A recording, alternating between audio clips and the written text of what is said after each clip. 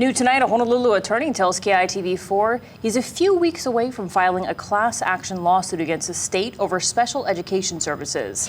Lawyer Eric Seitz was part of a group of attorneys who did this once before in 1993 and won.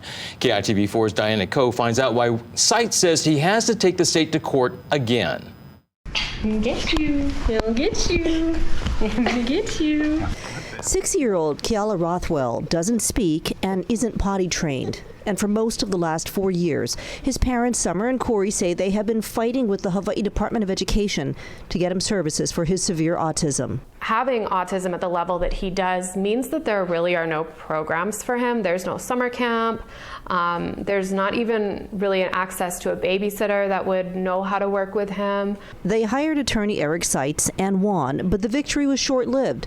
The Rothwells are currently in talks with the DOE, but say they are expecting to have to go back to court.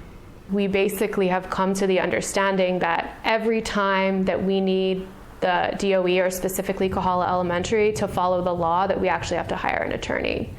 Enough parents have had similar stories that Seitz decided to sue the state. The class action would be in behalf of all of the children in Hawaii who are entitled to special education services and mental health services in relation to their special education care.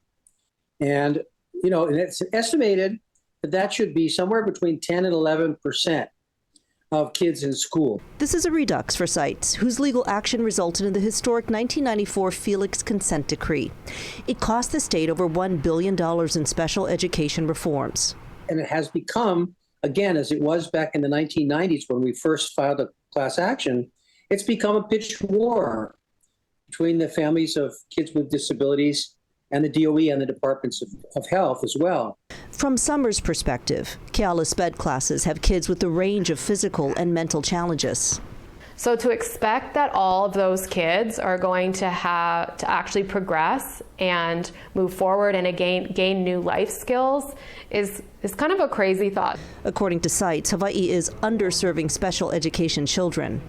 We're accepting federal monies for special education, and we're not spending it for the benefit of the children who are entitled to receive it. Summer and Seitz urge parents to always be their child's best advocate. So many other families think that if the school says no, that means no. That the school has the best interest of our child in mind, so when they say that something's not available, it truly isn't available. But it is. You just have to get a lawyer to get it. Diane, KITV4 Island News.